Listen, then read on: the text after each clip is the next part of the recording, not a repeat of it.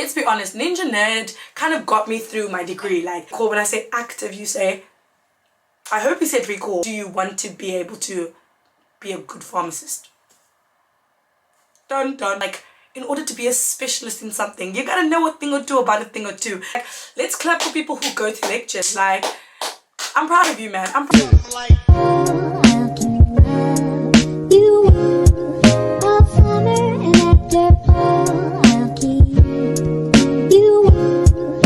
As you guys can tell by the title of this video, I'm going to talk about studying. Hi guys, welcome to my lifestyle and academia channel. My name is Agape. Like the love. If you're new here, then hi, welcome. This is a safe space, but if you're not, welcome back to my channel. As you guys can tell by the title of this video, I'm going to talk about studying.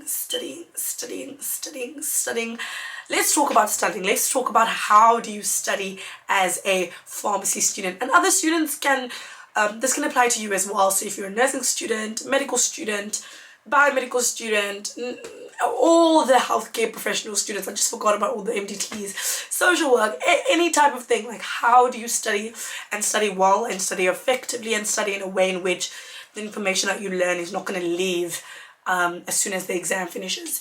So yeah, let's get into that. And as I do, I just want to thank the sponsor of today's video, Picmonic. Picmonic is a great tool that I use to learn, to study, that takes a lot of complex ideas with regards to the medical field, whether you're a nurse, whether you're a med student, whether you're anything. Takes concepts that are very like conceptually difficult to understand, and they break it down into very fun, quick, easy, tangible methods in the form of videos and using little icons to help illustrate like really important stuff. So I'm going to be talking a little bit more about Picmonic as I go, but yeah, let's get into the video.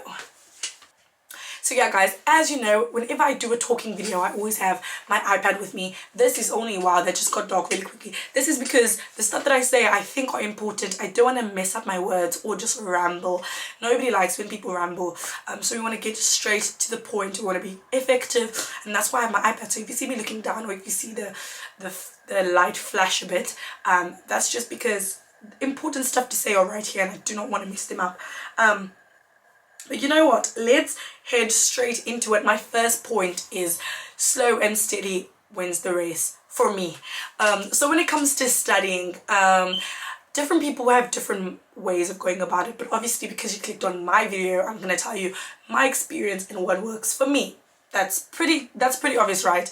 And so I've always found that slow and steady wins the race. And what I mean by that is week by week, are you engaging in your lectures? Week by week, are you engaging in the content that's being taught? Are you going to lectures? Matter of fact, like, let's clap for people who go to lectures. Like, I'm proud of you, man. I'm proud of you. Like, you're paying however amount you're paying for university. You might as well actually attend. Like, do you know how much debt we're in? Like, let's attend lectures. Shout out to people who attend lectures. But it's like, are you engaging? Are you doing that, or are you leaving it till Christmas or till whenever you have a big exam and like, oh, I have like 4 months worth of work to catch up on? Let's be serious. Like, you can watch as many self-help, as many like how to study videos, but unless you're actually taking the points that they're saying and actually applying it to your day-to-day life, it's going to be pretty tough. So my first point is to say slow and steady wins the race. Again, obviously for me. And what I mean by that is what it looks like practically for myself. It means attending lectures. It means doing the pre-work for the lectures.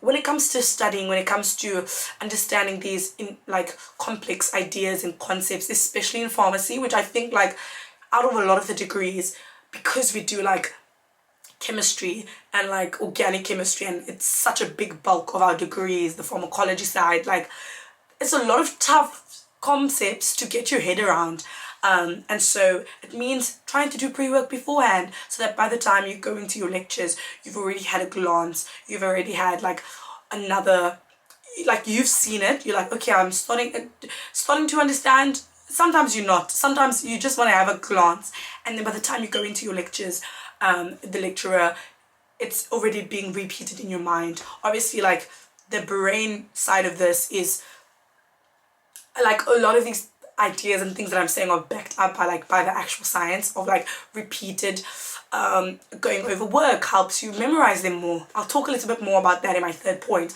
but like, yeah, slow and steady really does win the race. Second point, is it getting dark? I don't know. My second point is we're trying to become pharmacists, not pass an exam.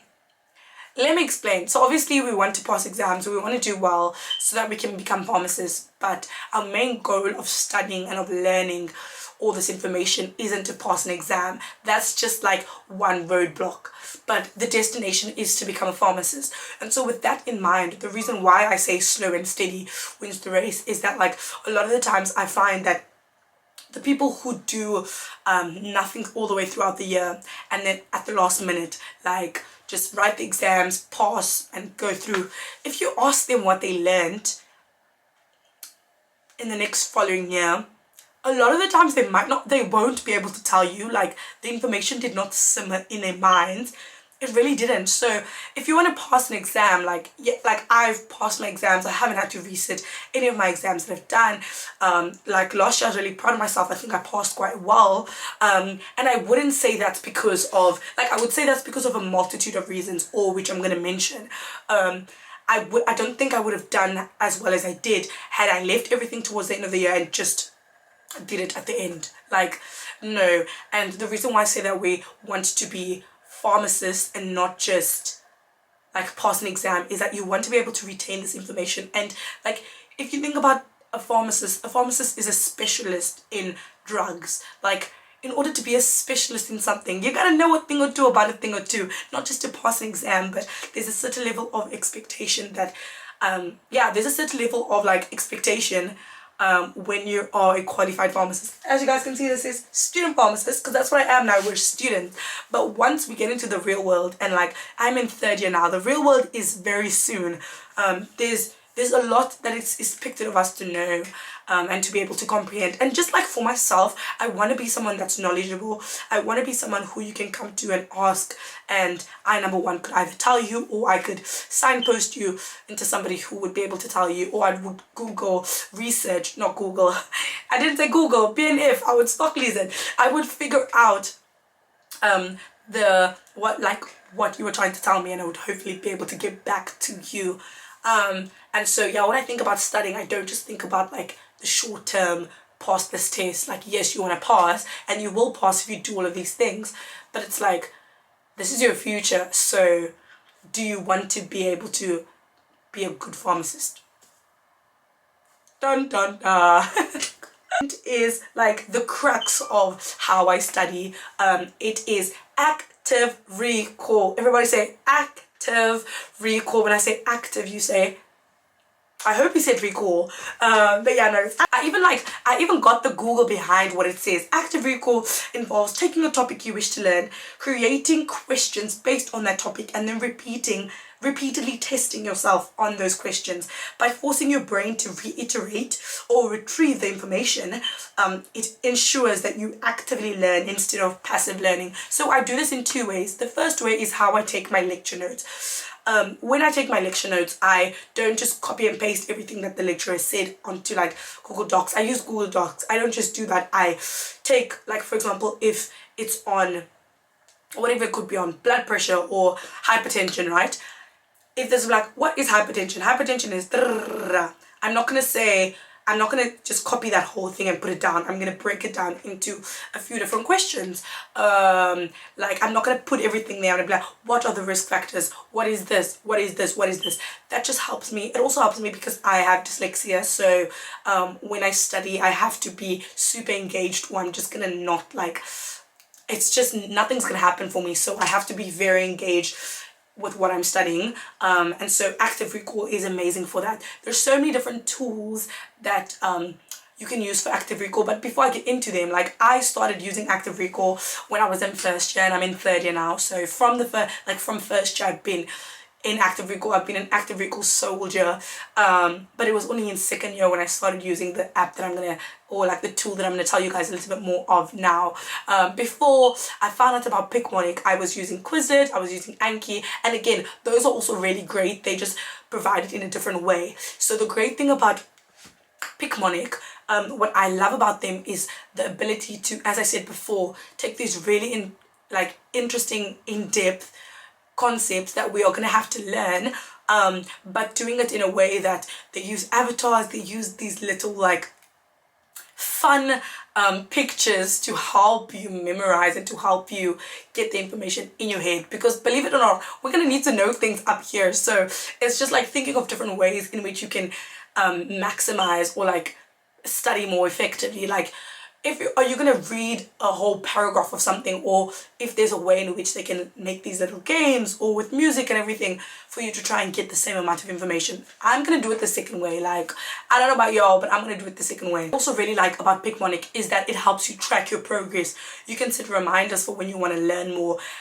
You can do the same quiz like again and see how you did previously to see how you did the last time. Our minds are very fickle. Like, you can say, oh, I can't remember how I did it this time, but like, you actually can. And it also is really great with spaced repetition, so you can go back to a topic that you revised last week or the week before and again reiterate, tell your brain like, let's retrieve this piece of information to see if you've actually learned, to see if you actually engaged with the content that you say you would have.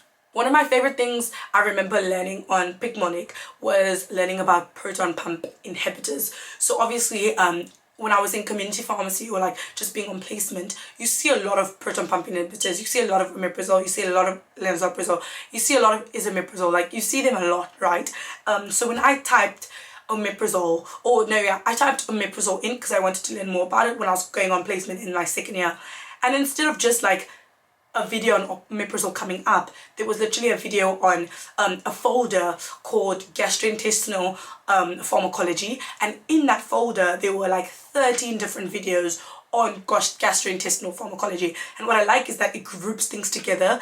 It's like you aren't just learning about one random drug here, one random drug there, one random drug there. You want to be able to see these things as systems, see these things as how the body works together. And so because you aren't studying holistic, like you aren't studying individual concepts and like compartmentalizing, like patients are going to come in with various like comorbidity or polypharmacy, coming in with various different issues, and you can't be like, oh, like that one concept I understood, that other concept I didn't really, like, sorry, I can't help you. Like, you need to be a specialist in everything. And so yeah, I remember searching omeprazole and then finding gastrointestinal pharmacology. So it had videos on H2 receptor antagonists, so like cimetidine or famotidine. It had videos on like omeprazole on its own, another video on proton pump inhibitors.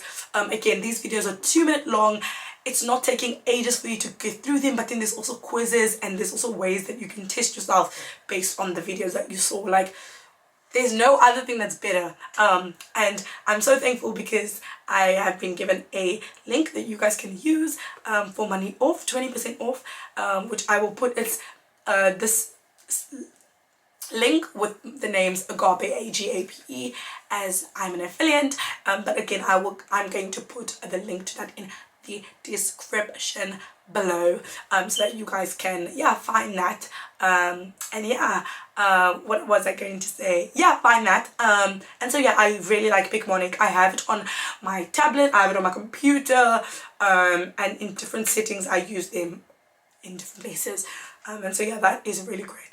Proton pump inhibitors, shown by the proton pump with inhibiting chains, are antacids that directly inhibit the proton pump to decrease acid secretion.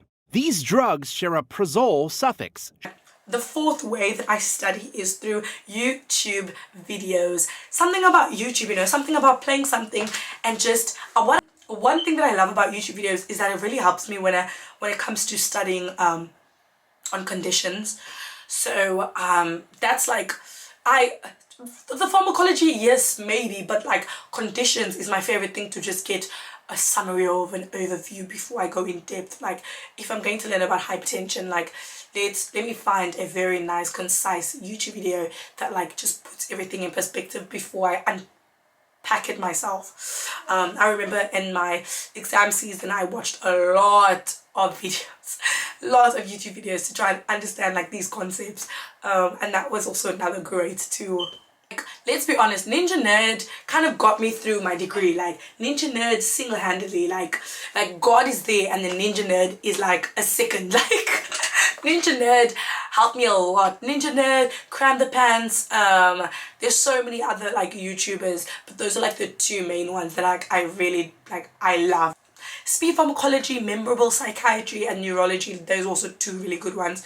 But Ninja Nerd, like Ninja Nerd and me go way back. Oh my goodness, no. Ninja Nerd and me are like this. Yeah, so YouTube videos are such a great way of being able to visualize what you learn. You want to be able to understand this, unpack this. So yeah. And then my fifth and final point is group study.